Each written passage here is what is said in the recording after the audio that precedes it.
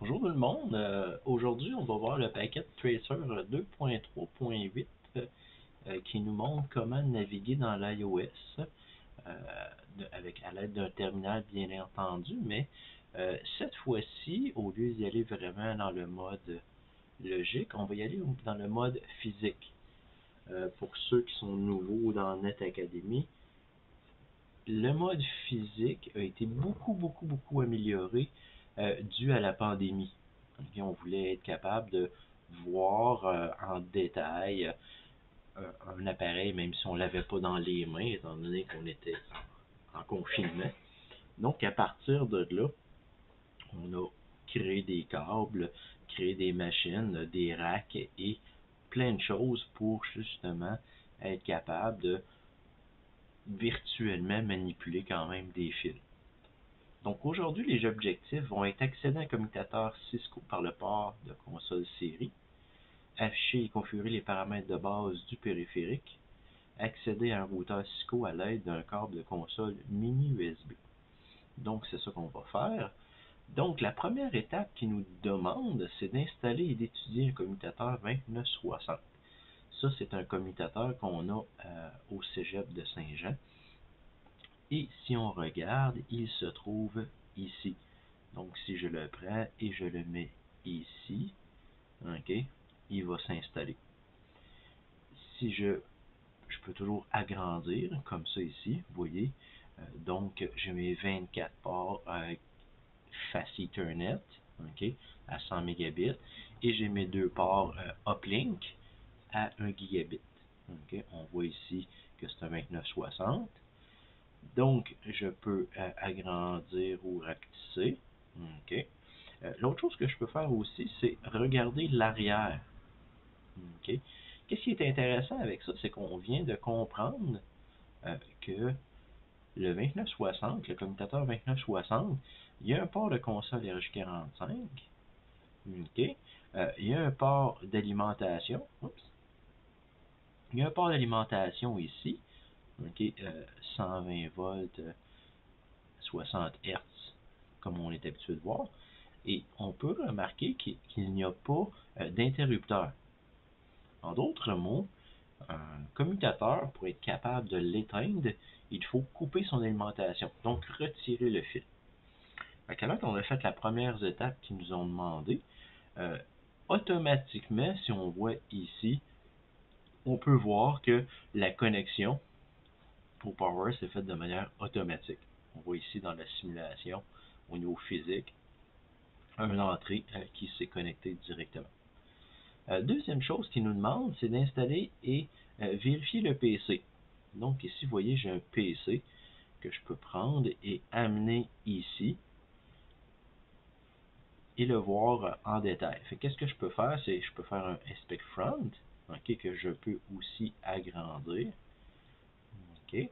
Et on voit que à l'intérieur ici, j'ai des connecteurs Fast Ethernet et j'ai aussi un bouton Power. Donc je peux ici partir mon PC. Okay. C'est le genre de feature qui nous montre qu'on est capable de faire ça. Donc, mon PC est installé, il est démarré. Qu'est-ce qu'il me demande de faire? C'est de prendre un câble RS232 à partir du pegboard. Okay, dans le fond, le pegboard, c'est ici. Donc, prendre un fil de console et ici, connecter le RS232. Vous voyez, j'ai Fast Ethernet et RS232. Et je vais connecter le RS232. Et ici, je fais aller à l'arrière, okay, pour être capable de connecter ma console. Donc, on voit ici que le fil est apparu, okay, et ma console est connectée. Donc, un coup que le fil est connecté, si je veux vérifier son fonctionnement, je peux cliquer ici, aller dans mon desktop. Ici, bien entendu, je vais passer par mon terminal. Les settings par défaut sont les bons. Je peux arriver ici. Et vous voyez, je suis à l'intérieur de la switch, donc le commutateur. On voit qu'ici, il n'y a pas de hostname qui a été rajouté. Donc ici, je suis en mode usager. Je peux faire un point d'interrogation configuration pour voir les 13 commandes qu'on est habitué de voir dans Packet Tracer. Je peux faire Enable, voir les 27 commandes qu'on est habitué de voir. Et à partir de là, c'est fonctionnel. Donc, j'ai établi la communication filaire, mon out of band communication. Fait que ça, c'est fait. Si on continue, ben là, on peut faire un show version, voir la version, etc., etc. Là, qu'est-ce qu'il nous demande de faire? Il nous demande de faire la même chose, ok, mais avec le routeur. Donc, ben, bien entendu, il y a le setting de l'horloge ici qu'on va faire un peu plus tard, mais ici, on peut faire la même chose avec un routeur du modèle 4321, ok, qui est un routeur plus moderne, ok, il est sorti il y a quelques années. Il se situe ici, fait que je peux le prendre. Vous voyez ici que dans Packet Tracer, Device Name 4321 est écrit dans qu'est-ce qui vient de popper, fait que je peux l'installer comme ça. Et si je fais un zoom, ok, on voit qu'un routeur a souvent un interrupteur. Ok, j'ai jamais vu de routeur Cisco qui n'avait pas d'interrupteur. Ça existe peut-être, mais ici, ceux qu'on a à Saint-Jean, ils ont tous des interrupteurs. Donc, je peux démarrer. Vous voyez ici, la LED verte va s'allumer quand je vais démarrer mon routeur. À partir de là, je vais pouvoir l'utiliser. Dans la console, vous voyez, il y a plusieurs formats. Et un des formats, ben, c'est un mini USB ici. Donc, je vais pouvoir relier mon ordinateur avec l'interface du mini USB.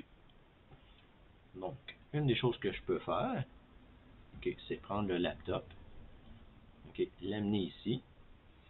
Et vous voyez, quand je vais me promener, j'ai ici mon console standard, j'ai des copper straight through, donc j'ai aussi des crossovers, des fibres optiques, des coaxiales, des sériales DCE pour certaines cartes spécifiques qu'on va voir plus tard. Et bien entendu, j'ai des câbles USB. Donc, je peux en prendre un. Et ici, que si je fais un right-click pour Inspect Front et je zoome, okay, on va pouvoir voir que j'ai accès. Je vais faire Escape pour l'instant, essayer de déplacer la fenêtre. Je peux démarrer premièrement ici mon ordinateur. Okay. Et ici, vous allez voir, j'ai des ports USB. Donc, je vais connecter le port USB ici comme ça, USB 1. Et ensuite, je vais me promener, puis on va voir console, USB console. Je vais essayer de cliquer et vous voyez le fil s'est établi entre les ports USB. Donc, qu'est-ce que je peux faire ensuite? Ben, je peux aller dans mon desktop, terminal, les settings par défaut sont bons et vous voyez ici que présentement, je suis à l'intérieur de mon routeur. Je vais faire no pour la configuration initiale et on voit le mot routeur apparaître. Je peux faire un show version. OK. Et à partir de là, on voit que c'est un iOS XE qui est une version de iOS très moderne. Et à partir de là, ben, je peux naviguer, faire mon enable. Je peux aller aussi faire un clock set. Okay, ben, je peux commencer par faire un show clock pour voir c'est quoi l'heure par défaut. Avec un show clock, on voit que je suis le 1er mars 1993. Donc si on change tout ça, clock set, 12h49:00, 31 mars 2022, comme ça. Et ensuite, je fais un show clock. Vous voyez que c'est bon. Une des choses qu'on peut faire aussi avec Packet Tracer, c'est des cut and paste. Si je sélectionne ici le texte et je fais right click, vous voyez ici, j'ai copié. Je peux copier mon clock set et aller ensuite sur mon commutateur et faire un paste. À partir de là, je fais un show clock. j'ai configuré. Donc, au lieu de retaper la commande au complet, on peut faire des copy-paste. Ok, je copie et je colle. Et comme ça, c'est fonctionnel. Fait que ça explique justement le mode physical qui a été, comme je disais, très amélioré pour la pandémie. J'espère que tout le monde a apprécié les quelques minutes qui ont été pris pour ça. Et on va rentrer plus en détail dans la configuration d'iOS dans le prochain paquet de trésors. Merci, au revoir.